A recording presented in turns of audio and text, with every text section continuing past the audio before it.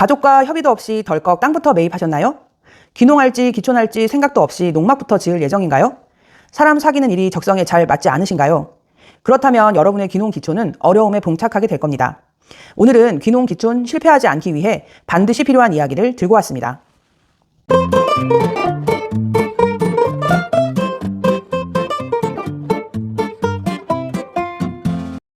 안녕하세요. 산촌의 내 집 짓기 김혜정입니다. 귀농 기촌에 대한 로망도 크지만 정작 실패 확률도 생각보다 높은 편입니다. 정확한 통계는 조금씩 차이가 있지만 정부, 지자체, 연구기관 자료를 종합하면 대략적인 흐름을 알 수 있습니다. 여러 연구에서 공통적으로 나오는 수치는 이 표와 같습니다. 그러니까 절반 가까이는 3년에서 5년 내 다시 도시로 돌아간다는 거죠. 특히 3년 차가 가장 분기점이라는 것을 알 수 있습니다. 그렇다면 이들은 왜 버티지 못하고 포기했을까요? 첫 번째는 소득이 불안정해서였고, 두 번째는 농업 난이도에 대한 이해가 부족했으며, 세 번째는 병원, 학원, 문화시설, 교통불편 등 생활 인프라가 도시에 비해 현저히 떨어진다는 점이었습니다. 네 번째는 마을 문화 적응 실패와 같은 관계에서 오는 스트레스 때문이었고, 다섯 번째는 고령자들에게 발생할 수 있는 체력 문제였다고 합니다. 이러한 내용을 놓고 보면 50% 이탈이라는 결과가 그리 이상하지도 않습니다. 하지만 모두가 실패하는 건 아니잖아요. 성공 케이스도 분명 있으니까요. 그럼 성공 유형도 한번 살펴봐야겠죠? 첫 번째는 귀농이 아닌 기촌을 택한 경우입니다. 농업에 종사하는 것이 목적이 아닌 전원 생활이 목적이라는 거죠.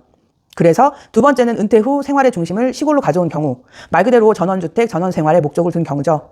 제 주변에 이 사례와 같은 분들이 참 많은데요. 연금만으로 생활을 유지하며 지역사회에서 시행하는 일자리도 꾸준히 참여하는 모습을 보며 나의 노년도 큰 걱정은 하지 않아도 되겠다는 생각을 하고 있답니다. 세 번째는 온라인이나 재택 기반 직업을 보유한 경우입니다. 가장 바람직한 경우인 것 같아요. 요즘은 직업이 참 다양하니 많은 분이 해당될 것 같습니다. 네 번째는 농업협동조합 교육 연계형입니다. 말이 좀 어려운데요. 혼자 귀농하면 앞에서 말했듯 실패율만 높아지죠. 하지만 농협이나 기술센터의 지원과 교육을 등에 업고 공동 판로까지 끼고 간다면 마을 적응력과 수익화 모두 성공할 확률이 3배 이상 높아진다고 합니다. 어찌됐든 성공 사례를 살펴보면 귀농보다 귀촌의 정착률이 높다는 걸 알 수 있습니다. 저처럼 농사의 농자도 모르는 사람은 섣부르게 귀농을 선택하면 안 된다는 얘기고요. 귀농에 대한 꿈을 품고 있는 분이라면 반드시 네 번째 방식을 참고하여 사전 준비를 철저히 하실 것을 권합니다. 이렇게 성공한 사람들의 공통점은 오랜 준비 기간을 가졌다는 것과 영농 교육을 수료하고 공동 판로를 확보했다는 것, 거기에 겸업 가능한 직업을 보유하고 있다면 금상첨화고 마을 사회 참여에 적극적이라면 더할 나위 없었다는 겁니다. 그리고 한 가지 팁을 더 드리자면 트렌드 변화를 읽어야 한다는 겁니다. 최근 팬데믹 이후에는 원격 근무가 확장되고 비대면 판매 또한 대성황이죠. 그에 따라 농촌을 기반으로 하는 창업도 증가하고 세컨하우스형 기촌도 증가하고 있습니다. 그래서 예전보다 정착률은 점진적으로 개선되는 추세이고요. 귀촌하여 지역 농민들의 들깨를 모두 매입해 들기름 공장을 운영하는 젊은 여성 농부의 이야기가 TV에 방영된 적이 있습니다.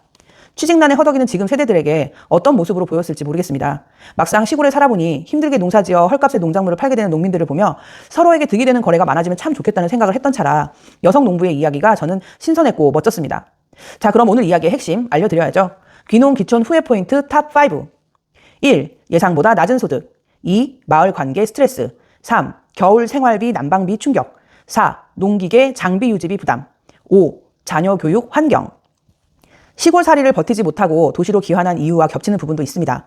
반면 3번과 같이 시골집 유지비에 관한 이야기라든가 4번과 같이 농사에 발생하는 비용 문제도 있죠.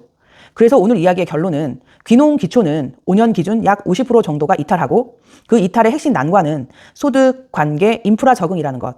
그래도 준비형 기촌은 정착 확률이 높다입니다.